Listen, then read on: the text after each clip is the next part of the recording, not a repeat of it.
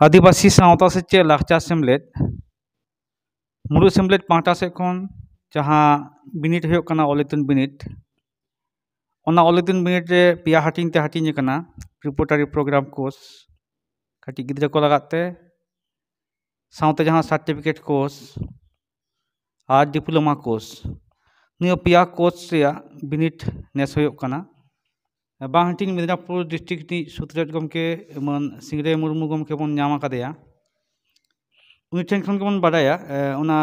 जहाँ ऑलग पढ़न चलाक कान दो ना पढ़न होरा रे चेद को मेना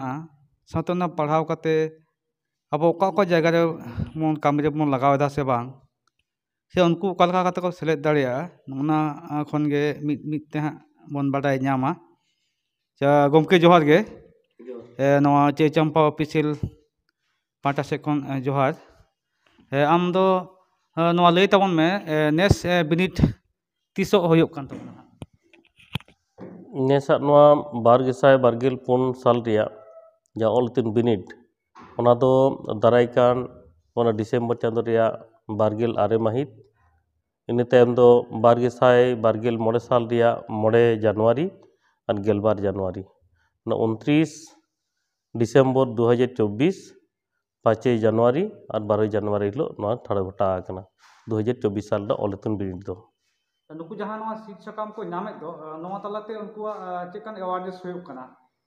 नवा रे दो नोडे जहाँ सिलेबस को मेना मिद दो हुयुग कना ऑलचिकी ते ऑल सानताड़ी पारसी ऑलचिकी ते ऑल रे नुकु दो पारुखिए कना माने जहाँ दो ठानमान सही पुष्ट पुष्टि सही फर्चा फर्ची सही जोथा सही जहाँ ऑल रे आरी ऑलचिकी ते उनको नवा को सणायदा और सानताड़ी पारसी रिया जहाँ रोड को ओना जोथा सही ऑल रकाब लगी नुकु को पारुखी उतरक कना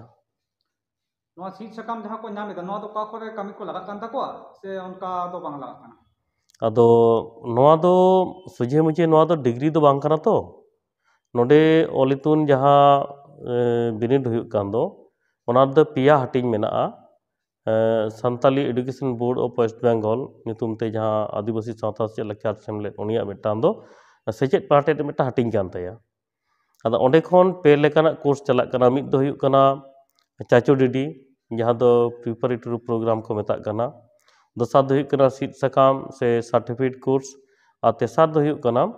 डिप्लोमा कोर्स जहाँ दो मन सकाम अदो नुकु जहाँ प्रिपरेटरी प्रोग्राम रको पढ़ाक कना नुकु दो 3 सेरमा उमेर खन 14 सेरमा माने 6 खन 14 बछर उमेर धारी दिन गिद्रे पहले दो ओना रको सेलेद दाड़िया ओना रदो ऑल को हेवा लेकाना आई कना इनितेम सीट सकाम और मन सकाम जहाँ मेना दो ओना रेदो आबन सानाम लेकाना ऑल माय चेदेद गिया ऑल को रनर को और इने साव सावते आबना बिनती बाखेट लाय लाकचार आरिचाली नागाम अतनो सानाम लेकाना एलखा को इंग्लिश को सानाम लेकाना नोडे दो मेना सानाम लेकाना ओंडे खना को सेणायदा और को बिनिट एम कते को ओडोकक कना नवा रिया की उमेर मेना कदा से नवा रिया उमेर दो बानुआ नवा रिया उमेर दो लतार से दो 3 सेरमा खन जहाँ काटी गिद्रे को उनको 3 सेरमा लतार रेन दो बांगा 3 सेरमा खन चेतान से उनको दो चाचो डिडी रे को सेलेदोग कना और जहाँ को उमेर दो 14 सेरमा खन चेतान कना उनको सोजे मंच किंतु सीट सकाम सर्टिफिकेट कोर्स को भर्ती दाड़िया और चेतान से दो ओना दो जहाँ तिने हाड़ाम बुढ़ी धारी को पढ़ाव दाड़िया गया तले ना चंगा सेमले जहाँ दो जांच ऑफिस तीन कन मेना कदा नो बांहटिंग मेना नोडे बांहटिंग मिदिनपुर जिला रे दो पाहिल दो अड़ी संगे के ताहे कना मेनखान नितो दो जीवेत से जहाँ को कामीदा पेगेल मोड़े गोटांगान चंगा मेना उनको कामीदा नितो हिट सही गे नेस हो तले जास्ती ᱧᱚᱜ ᱜᱮᱠᱚ ᱮᱢᱮᱫ ᱛᱟᱵᱚᱱᱟ जास्ती को एमेदा नेस दो नवा मिदिनपुर जिला रे दो 12 गोटांग तालमा मेना बिनिट तालमा ओंडे खन बिनिट को एमेद ताबोना जे सिलेट रिया भेदा दो कलका हता कना जास्ती से पाहिल दो आरो कम ताहे कना अड़ी पाहिल ᱧᱚᱜ ᱫᱚ ᱟᱹᱰᱤ ᱫᱚᱢᱮ ᱜᱮ ᱠᱚᱢ ᱛᱟᱦᱮᱸ ᱠᱟᱱᱟ ᱢᱮᱱᱠᱷᱟन 2010 साल से 2009 साल उनका अक्तो खन दो 200 तारा ताहे कना सेलेद लगित ते और नेता दो 500 टाका कना निगे सेलेद लगित ते दो और ओने कागज कलम को से चौक डस्टर को किरिन लगित ते ओना ना मिटांग उनको पीपी को दो 90 टाका